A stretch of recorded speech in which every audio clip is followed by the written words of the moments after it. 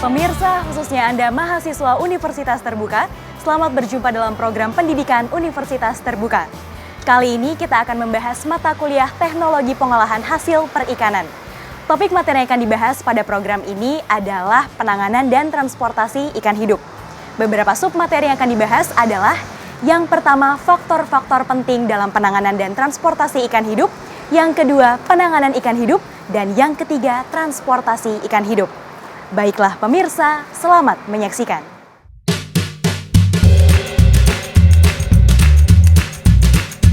Pemirsa, baiklah kita masuk ke pembahasan materi 1 tentang faktor-faktor penting dalam penanganan dan transportasi ikan hidup. Perdagangan ikan hidup untuk konsumsi merupakan tren baru dalam perdagangan. Ikan hidup merupakan suatu jaminan mutu prima dibandingkan dengan komoditas segar maupun olahan. Kemampuan menikmati hidangan yang dibuat dari ikan hidup merupakan suatu prestis tersendiri bagi konsumen. Hanya saja, ikan-ikan yang dijual dalam keadaan hidup biasanya adalah ikan air tawar. Ikan laut biasanya dijual dalam keadaan segar, tetapi tidak dalam keadaan hidup karena ikan laut mempunyai ketahanan hidup yang lebih rendah dibandingkan dengan ikan air tawar. Ikan air tawar yang biasanya dijual dalam keadaan hidup adalah ikan mas, mujair, lele, nila, gurame, dan ikan-ikan lainnya. Dalam menangani dan melakukan transportasi ikan hidup dengan tingkat sintasan yang tinggi, perlu dipahami tentang faktor-faktor yang berpengaruh terhadap ikan. Secara alami, ikan beradaptasi dengan kondisi lingkungan sesuai dengan habitat aslinya, seperti perairan alami atau lingkungan selama ikan dibudidayakan. Pemindahan ikan ke lingkungan yang baru dapat menyebabkan stres pada saat ikan ditangkap maupun setelah ditempatkan di lingkungan baru. Perubahan ini berakibat lebih lanjut kepada kematian bila upaya mengatasinya tidak segera dilakukan.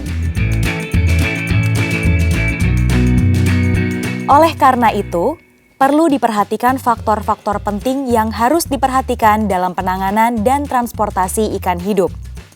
Faktor-faktor tersebut perlu dikendalikan agar kondisi ikan hidup tetap dalam kondisi baik. Faktor-faktor tersebut adalah sebagai berikut. Pertama, kualitas ikan. Ikan yang ditransportasikan harus dalam kondisi sehat dan baik. Ketika ikan berkualitas jelek ditransportasikan dalam keadaan hidup, meskipun densitas ikan dalam kontainer diturunkan, kemungkinan masih sulit untuk menghindarkan kerugian akibat kematian ikan. Pengadaptasian ikan pada suhu air yang lebih rendah sebelum dilakukan transportasi akan sangat membantu. Es digunakan untuk mendinginkan air. Jika selama proses pendinginan air telah berisi ikan, penurunan suhu sebaiknya dilakukan dengan kecepatan tidak lebih dari 5 derajat Celcius per jam. Ikan yang ditransportasikan sebaiknya dibiarkan puasa selama sekurang-kurangnya 1 hari jika saluran pencernaan ikan tidak benar-benar bersih. Ikan dalam keadaan saluran pencernaan penuh membutuhkan oksigen yang lebih banyak, rentan terhadap stres dan menghasilkan kotoran yang mengambil lebih banyak oksigen dari air. Apabila larva ikan yang ditransportasikan, kemampuannya untuk bertahan tanpa makanan perlu diperhitungkan dengan benar. Waktu transportasi untuk larva ikan herbivora sebaiknya tidak lebih dari 20 jam dan larva untuk spesies ikan akuarium sebaiknya kurang dari 12 jam.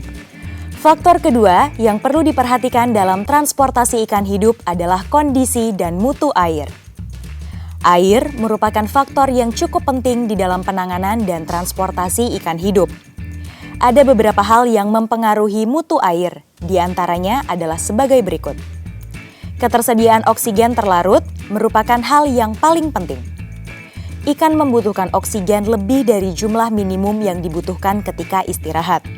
Apalagi jika ikan banyak terguncang selama transportasi. Nilai pH, CO2, dan amonia merupakan hal yang tidak kalah pentingnya dalam mutu air. Mutu air merupakan fungsi dari kapasitas ikan dan lama waktu ikan dapat ditransportasikan. Nilai pH merupakan faktor yang penting karena proporsi kandungan CO2 dan amonia yang bersifat racun adalah fungsi dari pH. Dengan semakin lamanya waktu pengangkutan, produksi CO2 melalui respirasi ikan akan mengubah pH air menjadi asam. Konsentrasi CO2 yang meningkat akan membahayakan ikan dan dapat menjadi faktor pembatas dalam pengangkutan ikan. Ikan mungkin akan mati jika kandungan CO2 tinggi walaupun kandungan oksigen mencukupi. Amonia akan terbentuk dalam air pengangkut akibat metabolisme protein ikan dan aksi bakteri terhadap limbah. Hasil buangan metabolisme ikan berupa amonia dapat menyebabkan kematian ikan selama transportasi. Penurunan kecepatan metabolik ikan dengan menurunkan suhu air menyebabkan aktivitas ikan berkurang sehingga mereduksi produksi NH3. Produksi NH3 oleh bakteri dapat ditekan dengan mentransportasikan ikan setelah dipuasakan untuk waktu agak lama agar lambung dan usus kosong. Suhu air merupakan faktor penting dalam pengangkutan ikan hidup. Apabila suhu rendah, proses metabolisme ikan akan berkurang. Semakin tinggi suhu, semakin rendah oksigen yang terlarut dalam air. Pada waktu yang sama, ikan menjadi lebih aktif. Pada pengangkutan ikan hidup, suhu harus dijaga antara 10 hingga 20 derajat Celcius. Faktor yang ketiga adalah densitas ikan. Kepadatan angkut atau densitas perlu diperhatikan dalam rangka untuk mendapatkan sintasan yang optimum. Perbandingan volume ikan yang ditransportasikan dengan air pengangkut sebaiknya tidak melebihi 1:3. Untuk ikan yang lebih besar, seperti ikan induk, dapat ditransportasikan pada perbandingan berat ikan dan air 1:2 sampai 1:3. Pemirsa, setelah kita menyelesaikan materi 1 tentang faktor-faktor penting penanganan dan transportasi ikan hidup, sekarang kita berlanjut ke materi kedua, yaitu tentang penanganan ikan hidup. Tahap penanganan merupakan tahap penting dalam pengelolaan hasil tangkapan. Kesalahan dalam penanganan akan menyebabkan penurunan mutu ikan dari aspek biologi dan kimia. Oleh karena itu, penanganan ikan hidup harus dilakukan dengan metode yang tepat. Ikan hidup hasil tangkapan dari alam atau budidaya harus ditangani dengan baik dan secepatnya dibawa ke pengumpul atau tempat penampungan. Sistem pendinginan dapat diterapkan dalam pengangkutan di perahu. Ikan air tawar yang baru dipanen dapat ditempatkan di dalam kurungan yang terbuat dari kain, kayu, tanah, atau semen. Pengangkutan di darat dalam rangka menuju ke tempat penampungan atau tujuan pemasaran dapat dilakukan dengan menggunakan peti yang dimuat dalam truk tertutup atau menggunakan truk tangki dengan desain khusus. Di tempat penampungan, ikan ditempatkan dalam wadah atau bak yang terlindung dari sinar matahari. Wadah atau bak penampungan harus dilengkapi dengan sistem aerasi dan pergantian air yang memadai untuk menjamin kebutuhan oksigen minimum 3 mg per liter. Di tempat penampungan, dilakukan sortasi menurut ukuran dan mutu atau kesehatan ikan. Ikan yang tidak sehat atau cacat harus dipisahkan untuk mencegah penularan. Hanya ikan yang menunjukkan tanda aktif yang diperlukan dalam pemasaran. Kepadatan ikan dalam tempat penampungan tergantung pada jenis ikan yang bervariasi, antara 30 sampai 130 kg ikan per meter kubik untuk beberapa jenis ikan-ikan air tawar. Tempat penampungan dapat berfungsi sebagai tempat pemberokan sebelum transportasi untuk pemasaran. Pemberokan berfungsi untuk aklimatisasi dan memuasakan ikan agar metabolisme berkurang untuk membantu kondisi ikan dalam transportasi. Lama pemberokan tergantung pada ukuran ikan dan lama pengangkutan. Untuk ikan tawes dan ikan mas, pemberokan dengan jalan memuasakan ikan selama 1-2 hari sebelum ikan diangkut. Selama penampungan, ikan akan mengalami susut berat yang bervariasi, antara 5-12% selama 10 hari, dan 7,5-15% selama sebulan, tergantung jenis ikan.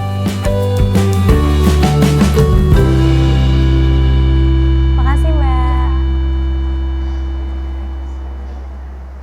Pemirsa, setelah mempelajari materi ke-1 dan ke-2, sekarang kita masuk ke materi ketiga, yaitu tentang transportasi ikan hidup.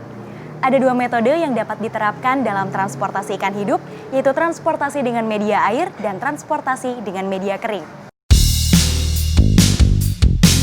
Saudara mahasiswa, yang pertama kita bahas adalah transportasi dengan media air.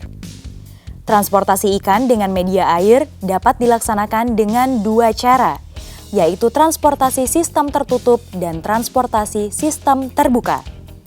Hal yang membedakan antara kedua jenis transportasi adalah sistem pasokan keperluan yang dibutuhkan oleh ikan untuk mempertahankan hidupnya.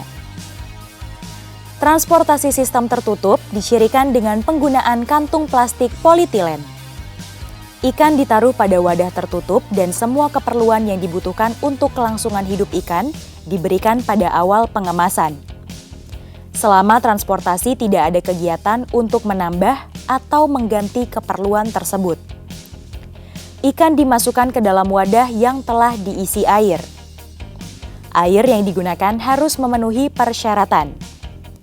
Pada bagian permukaan atas wadah, disisakan ruangan yang tidak diisi air dan pada bagian tersebut diisi dengan oksigen. Perbandingan jumlah oksigen dan air yang disarankan adalah 2:1. Adanya oksigen dimaksudkan untuk mencegah terjadinya masalah akibat terbentuknya CO2 yang melimpah.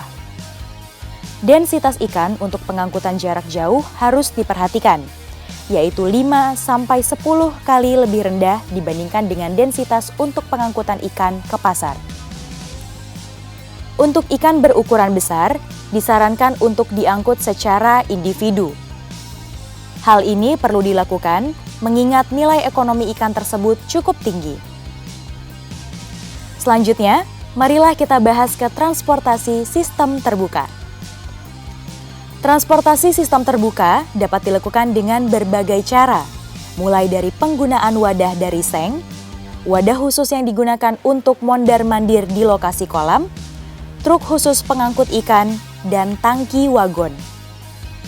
Pada sistem terbuka, ikan ditransportasikan pada wadah yang semua keperluan untuk mempertahankan hidupnya disuplai secara terus-menerus dari luar. Hal yang perlu diperhatikan dalam sistem ini, bahwa walaupun transportasinya sangat singkat, tetapi suplai oksigen harus konstan dan terus-menerus. Untuk transportasi dalam jangka waktu lebih dari setengah jam, wadahnya harus dalam keadaan tertutup untuk ikan melompat, ikan terluka, sengatan matahari, dan kontaminasi kotoran.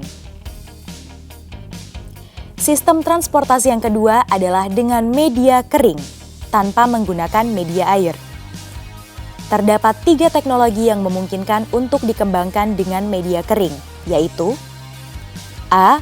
Mengangkut ikan pada keadaan dingin tanpa air. B. Membuat kondisi sekeliling ikan lembab dan kondisi ini akan melindungi kulit ikan dari kekeringan. C. Memingsankan ikan. Semua metode tersebut pada dasarnya dalam rangka untuk memperlambat proses-proses di dalam tubuh ikan, khususnya respirasi. Perlakuan kimia terhadap medium transportasi sering dilakukan untuk meningkatkan kapasitas dari unit transportasi dan mencegah pengaruh negatif terhadap keadaan fisiologi dan kesehatan ikan. Perlakuan tersebut termasuk penggunaan bahan-bahan anestesi, penghasil oksigen, bakterisidal, buffer, dan antibusa. Ikan dalam keadaan tenang selama transportasi sangat diinginkan karena dapat menurunkan konsumsi oksigen, produksi CO2, dan NH3. Penenangan sebaiknya dilakukan 30 menit sebelum pengangkutan dan kemudian dilanjutkan selama pengangkutan dengan penggunaan konsentrasi bahan penenang yang lebih rendah.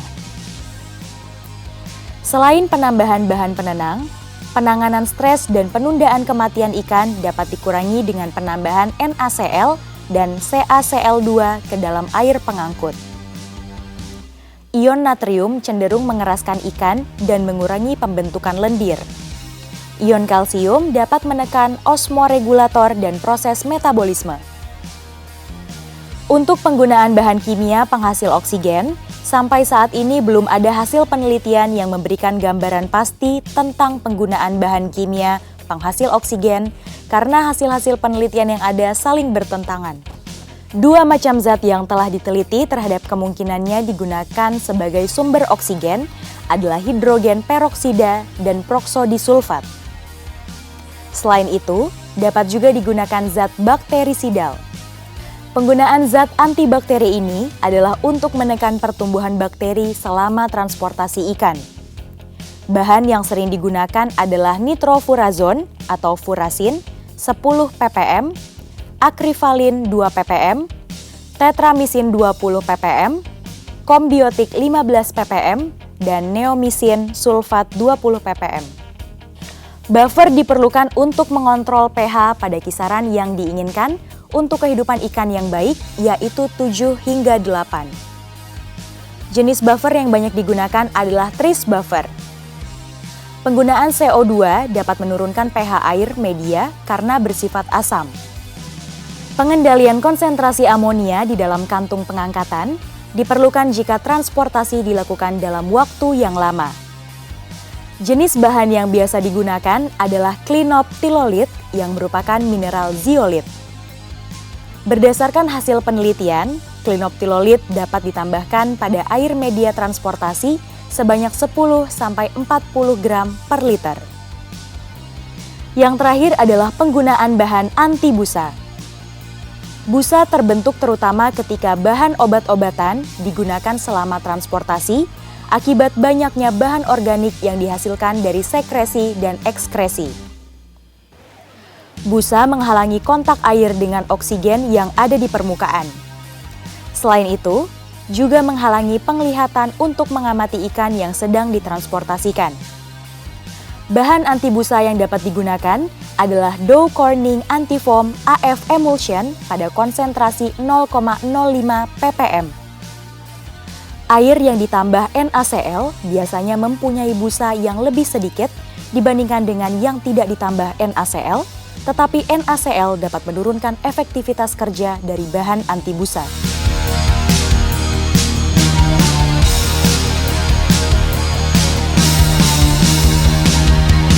Pemirsa, demikianlah pembahasan materi mengenai penanganan dan transportasi ikan hidup.